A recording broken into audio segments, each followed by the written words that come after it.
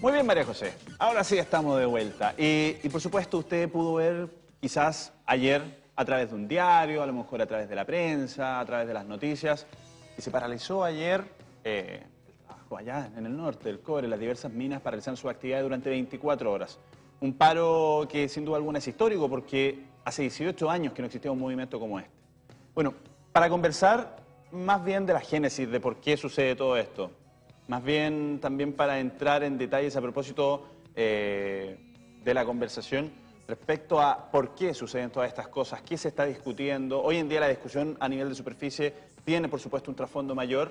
Queremos conversar junto a Gustavo Rusañartu. Muy bienvenido a nuestro programa. Muy buenos días. Gracias, buenos días. Le quiero comentar que él, miembro y fundador del Comité de Defensa de la Recuperación del Cobre, así como también asesor de difusión del presidente Salvador Allende, y fue también secretario general de la Federación de Estudiantes de la Universidad de Concepción en el año 1968.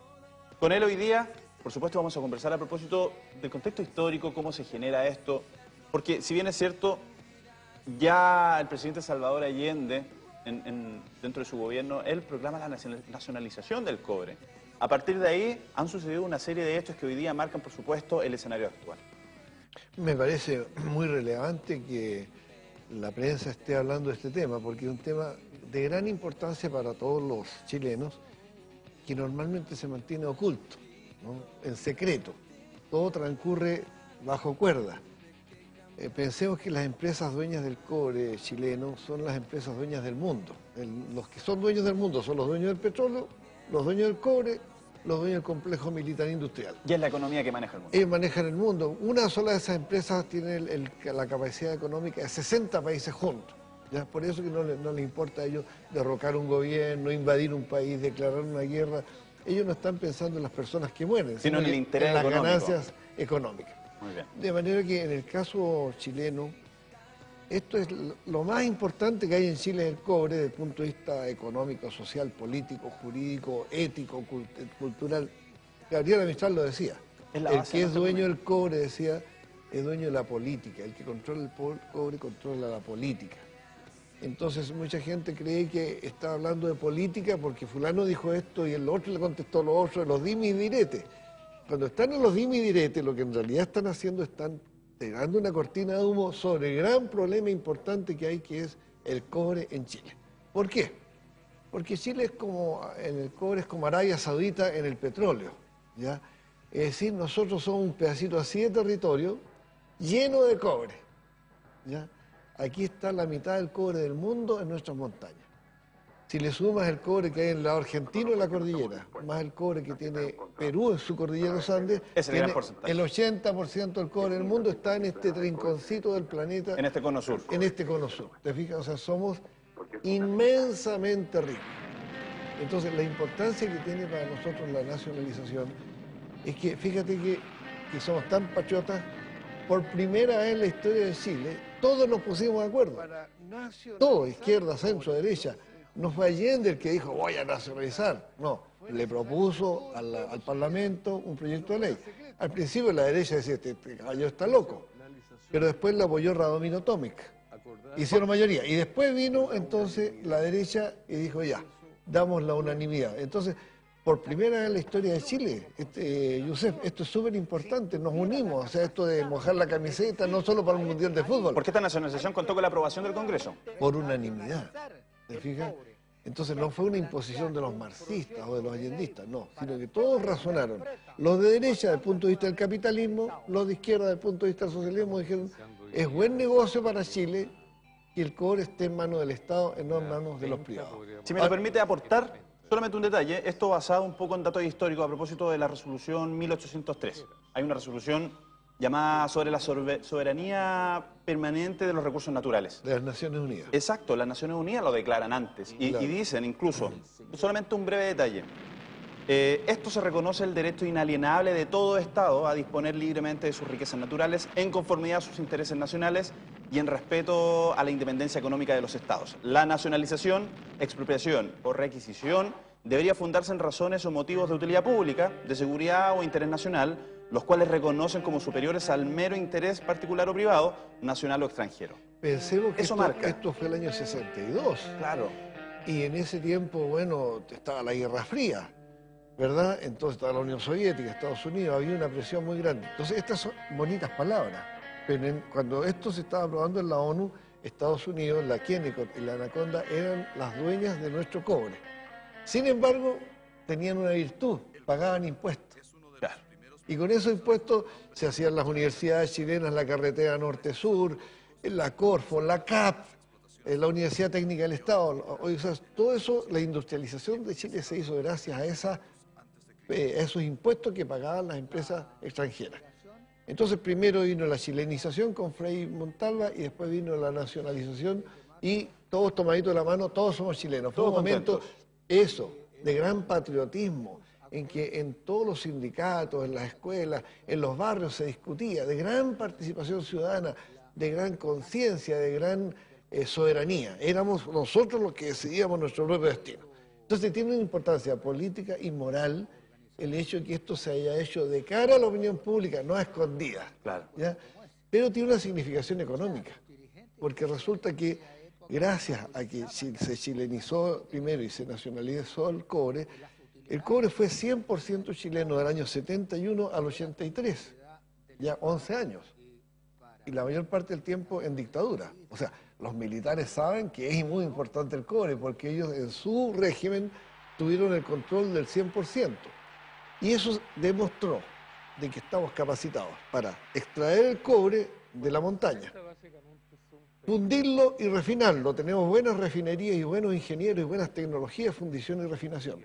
Para las personas que nos están viendo en la televisión, quiero decirles que si se funde y se refina en Chile, se determina en la roca de que se saca de la montaña cuánto cobre, cuánto oro, cuánto molibdeno, cuánta plata hay. Y sacamos el máximo. Y aprovechamos todo eso. Pero si en lugar de fundirlo y refinarlo en Chile, lo sacamos de la roca, lo trituramos y lo mandamos como roca molida, como concentrado a los barcos para que se vayan al extranjero, todo lo que es oro, plata, molibdeno se pierde. Y muchas veces la roca va más oro, plata y molibdeno que cobre. O sea, son cantidades colosales que se pierden como que si fueran solamente cobre, y no es cierto, no es solamente cobre. Le hago un breve comentario. Parte del sindicato de Codelco mencionaba que las pérdidas solamente el año 2010, solo el año 2010 iban en 42 millones de dólares. Lo mencionábamos nosotros también un poco en cuanto a que mencionaban que este es el dinero que se estaba perdiendo un poco en cuanto a eso. El gobierno responde, Codelco responde y dicen que no, que ese es un dinero que se ha dejado de ganar, no son pérdidas directas, sino que debido a las fluctuaciones del valor del cobre, es que por venderlo más barato finalmente se ha dejado de ganar un dinero si estuviera un precio actual. A ver, pero lo que pasa es que para nuestros televidentes las cifras son resbalosas. Si yo le digo 42 millones de dólares o le digo 42 mil millones de dólares, la diferencia cuesta cuantificarla. Claro. Yo me reí, me disculpas que me reí, porque en realidad lo que Chile ha perdido por terminar abruptamente con la nacionalización y entregarle los 2/3 de lo que era chileno, se lo ha entregado ahora a empresas extranjeras, son por lo menos 200 mil millones de dólares. 200 mil millones. Es decir, es todo el Producto Interno Bruto que se lo hemos regalado a empresas extranjeras. ¿Por qué? Porque nosotros en realidad deberíamos hablar las cosas de fondo y no perdernos los detalles. Lo de fondo es que si nosotros fundimos y refinamos el cobre en Chile, ¿ya? Hacemos con ello cables, cañerías, manufacturas, lo exportamos como manufactura, no como como piedra triturada, claro. Chile ganaría mucho. Todo eso quedaría en Chile, sería nuestro país. Estas cosas pasan en todos los programas de televisión, ¿verdad? Claro. De que el invitado se le olvidó pagar el celular. No, Gustavo, pasa. Y ha pasado también otras veces. Otros chacarros peores que este. Pero para no perder de línea la conversación, efectivamente, cuando nosotros hablamos del dinero del cobre, es la base de la economía de nuestro país. Total. Es una base colosal, Yusef. Fíjate que el presidente Piñera acaba de ofrecer 3.500 millones de dólares para solucionar la cuestión educacional, ¿verdad? Y ahí quería llevarlo. Bueno, fíjate que en lo que se van a llevar este año las transnacionales privadas, sin pagar impuestos prácticamente, son 35 mil millones de dólares. O sea, 10 veces lo que el presidente Piñera pone como solucionar el problema educacional, se lo llevan en un año estas empresas extranjeras. Mira, la escondida es un solo yacimiento En un año ganó más de 7.000 millones de dólares. ¿Cuánto cuesta el plan Auge?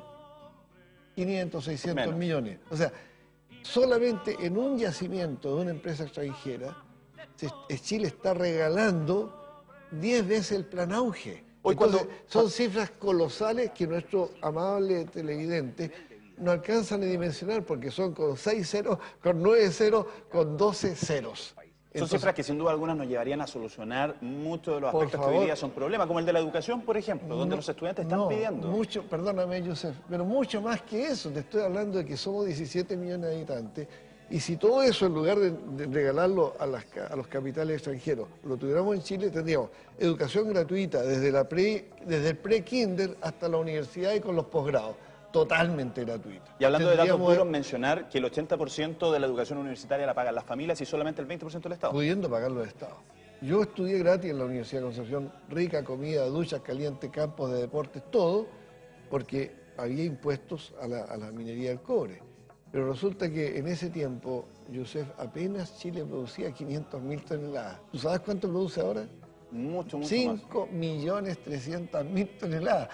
Producimos 10 veces más cobre que el que producíamos cuando yo estudiaba en mi querida Universidad de Concepción, y resulta que ahora no hay plata para los estudiantes, y en ese tiempo sí había plata para toda la educación, y los profesores tenían sueldos dignos.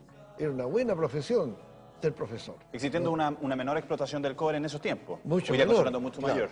Entonces, bueno, pero no hablemos aquí en términos casi elípticos.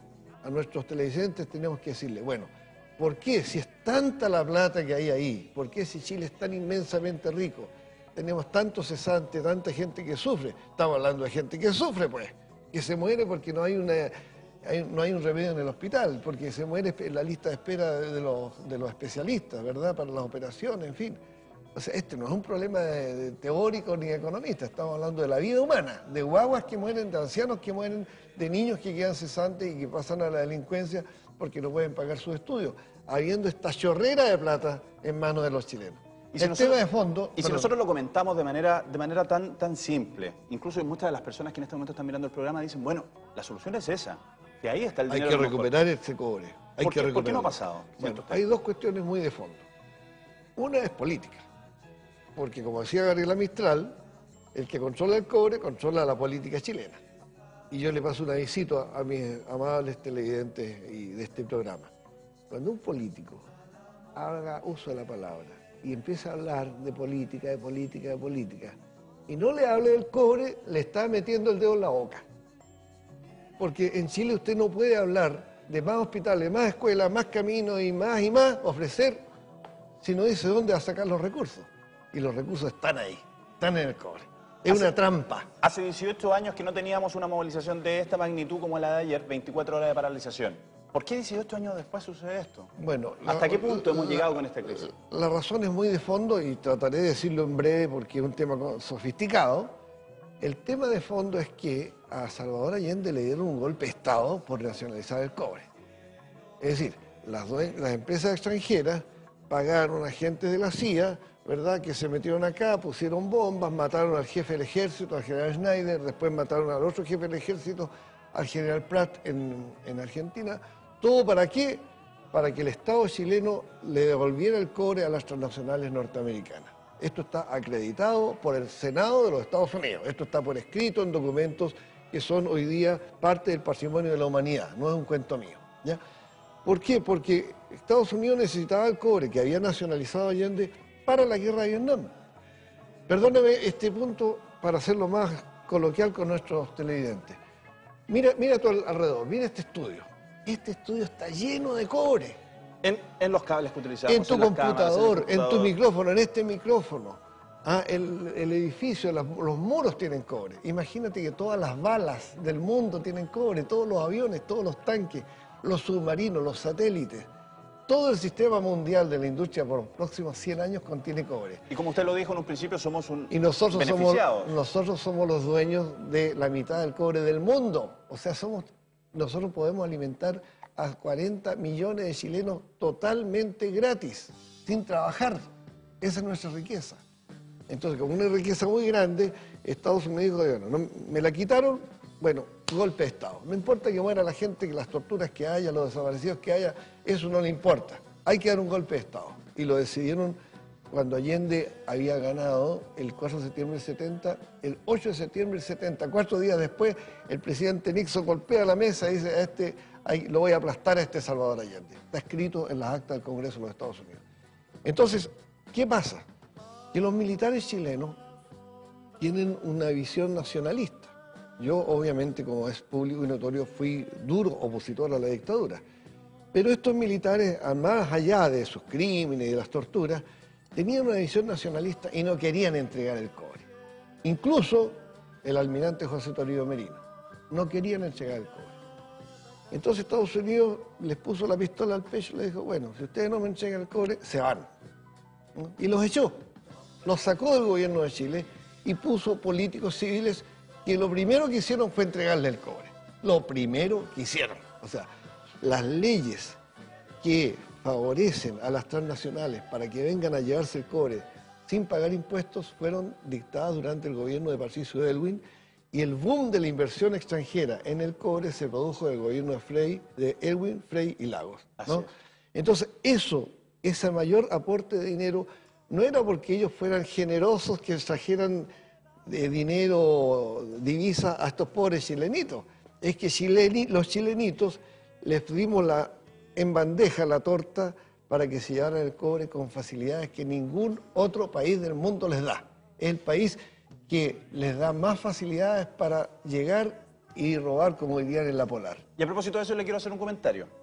Resulta que hoy en día hemos visto las movilizaciones estudiantiles donde fervientemente los estudiantes han pedido mayor inversión en educación. Claro. Se habla de que ellos mismos lo han mencionado, es posible que el país tenga los recursos, y precisamente a partir del dinero del cobre. Hace un tiempo atrás se hablaba del royalty, y mucha gente decía, bueno, si la solución está en el royalty, ¿qué es el royalty? Que hablemos que es este impuesto que se le hace a las mineras, por supuesto, por extraer el cobre o por extraer los minerales de determinado país. Sí, y lo quiero llevar a que resulta que en otros países el royalty es bastante más alto. Si hablamos de Francia, un royalty de un 15, un 16%. Datos que finalmente, cuando lo comparamos con el royalty de nosotros, que somos finalmente el 50% del cobre del mundo, es bajísimo. ¿Por qué? Me da pena realmente que la gente crea que el tema del royalty es tan relevante, porque la solución es traer todo el cobre para acá. ¿Por qué nosotros los chilenos no necesitamos ingenieros extranjeros, tecnología extranjera, ni máquinas extranjeras? Porque sabemos cultivar e industrializar nuestro cobre. Si lo tuvimos 100% en nuestras manos, y cualquier general de ejército le va a confirmar lo que lo estoy diciendo yo. Es decir, Chile tiene los conocimientos y los capitales que se necesitan. Hay que invertir en comprar una máquina que vale 500 millones de dólares, pero si el propio yacimiento de cobre es el mejor aval para endeudarse en 500 millones de dólares. Dan los recursos en Chile para solventar todos los gastos que implique modernizar la producción de cobre. Y los que saben más de cobre en el mundo son los ingenieros chilenos. Y los obreros chilenos. Entonces, ¿a dónde te quiero llevar? De que sí, sería bueno que le cobráramos un royalty. Que le cobráramos el mismo royalty que cobra Sudáfrica, el mismo royalty que cobra Australia y Nueva Zelanda, el mismo royalty que cobra Estados Unidos en su territorio cuando una empresa extranjera va a sacar su cobre, el mismo royalty que cobra Canadá. Si nosotros nos igualáramos en el monto de royalty que cobran los países a las empresas extranjeras con lo que hoy día está en el mercado del royalty... ¿Se podría solucionar el auge y la educación? Educación, auge, salud y vivienda, por lo menos. Ayer habló el ministro Goldberg, a propósito, por supuesto, de esta paralización de 24 horas de Codelco. Y él mencionaba que bajo ningún motivo dentro del gobierno existía la intención de privatizar el cobre. Lo mencionó de que las inversiones que se realizaban eran precisamente para mejorar los servicios, para mejorar la producción. Lo que pasa, Yusef, es que estas son empresas que tienen mucho poder. No dan conferencia de prensa, no sacan un volante para salir a la calle. Ellos no salen con un papelito, con un cartel a hacer desfiles. Ellos dan la orden. Ordenan al gobierno de Chile, ya páseme esto, apruébeme esta ley, y los gobernantes cumplen esas órdenes. Esa es la triste realidad. Pero como saben que eso es antipopular, que la opinión pública, cualquier patriota Si supiera eso se opondría, dice, ¿por qué están regalando nuestras riquezas si es riqueza tuya y es mía? Como ciudadano de este país, nosotros somos dueños de esa riqueza. Entonces esto se hace acallado, sin que nadie sepa, a escondidas. Tú te recuerdas si Patricio Aylwin, Michelle Bachelet, Ricardo Lagos, Eduardo Frei, cuando fueron candidatos, te prometieron que iban a privatizar el cobre? No, ¿verdad? Pero lo privatizaron. Lo hicieron de hecho. Después que ya estaba privatizado, bueno, ya estaba hecho, un hecho consumado. ¿Por qué? Porque no se puede, si le preguntan a la gente como los que estamos en este estudio, cualquier chileno con el corazón bien puesto te va a decir, ¿por qué van a privatizar aquello que todos los chilenos acordamos nacionalizar? Era tan justa la nacionalización, Joseph, que se cambió la constitución política del Estado. Y en la parte pertinente dice, las riquezas minerales que están en el subsuelo del territorio de Chile son de manera absoluta, exclusiva, inalienable e imprescriptible de propiedad del Estado. Esto no se acaba nunca. Y Pinochet, cuando cambia la Constitución y dicta su Constitución de porquería en 1980, cambió todo lo demás, pero eso lo dejó intacto. Pinochet conservó textualmente la misma modificación constitucional que redactó por unanimidad el Congreso a proposición de Allende. No es que Pinochet fuera marxista, ¿verdad? Ni fuera allendista, pero se dio cuenta que la nacionalización del cobre fue el mejor negocio de toda la historia de Chile. O sea, tienen que entender nuestros ciudadanos de que nunca en los 200 años de vida de esta república se hizo un negocio tan grande, tan beneficioso como fue la nacionalización del cobre. Pero se hizo con consulta a la gente. En cambio, la traición de regalar esa riqueza se hizo escondida, sin que nadie se diera cuenta. Un día amanecimos, ¡oh, sorpresa! 2/3 de la producción de cobre está en manos extranjeras. La gran pregunta es, ¿cuánta plata corrió por debajo de la mesa para que los señores políticos, ministros y jefes de Estado entregaran una riqueza tan importante para Chile? Y esa es una pregunta que sin duda podemos dejar a nuestros amigos en la casa a propósito de esta conversación, donde, tal como decía en un principio, es importantísimo conocer el contexto histórico para poder entender un poco a propósito de esta detención ayer que hubo en los trabajos, este paro de 24 Perdóname, horas. es que eso es lo grotesco. Me acuerdo cuando fue la huelga de La Escondida. Entonces el gerente de La Escondida dijo, ¿cómo es posible que los obreros hagan una huelga? Porque Chile está perdiendo tanto por esta huelga. Bueno, al final los obreros de La Escondida ganaron su pliego de peticiones. ¿Sabes cuánto les pagaron? A cada uno, para terminar la huelga, 15 millones de pesos. ¿Cuánto costó a la empresa La Escondida pagar todo el pliego de peticiones? Todo. 70 millones de dólares. Y La Escondida en un año gana 7.000 millones de dólares. Una cifra bastante menor. Con el 1% de las ganancias que se llevan los gringos con nuestro cobre, le pagaron todo el pliego de peticiones con todos los reajustes que habían perdido, solicitado los trabajadores de La Escondida. Gustavo. Entonces, esta cifra que tú me dices, que Chile está perdiendo 20 millones, 30 millones porque los obreros están... Es una grosería, es una obscenidad, es tomar el pelo a nuestros amables televidentes para que nuestros amables televidentes crean que los malos son los obreros que defienden sus derechos y no los gobernantes y los políticos que entregaron nuestro cobre, que habíamos nacionalizado. Todos los chilenos se lo entregan a los mismos que dieron el golpe de Estado y a los mismos que nos van a dar 10 golpes de Estado si nosotros no nos unimos como país y no volvemos a ser un solo pueblo unido como lo fuimos el 11 de julio de 1971. Gustavo, yo le quiero contar que esta conversación ojalá tuviéramos más tiempo para poder conversar. Lamentablemente el tiempo nos pilla, estamos muy cerquita del mediodía y de finalizar el programa, pero le quiero agradecer esta entrevista. En nuestro Facebook hay muchos agradecimientos también de muchas personas que agradecen esta entrevista y conocer así datos históricos de esta información. Estuvo junto a nosotros hoy día Gustavo Rusañartu, miembro y fundador del Comité de Defensa de la Recuperación del Cobre, asesor de difusión del presidente Salvador Allende y secretario general de la Federación de Estudiantes de la Universidad de Concepción en el año 68. Don Gustavo, muchísimas gracias por estar hoy día en nuestro programa y por supuesto, gracias por la información. Muy amable. Que tenga un buen día. Igualmente. Muy bien.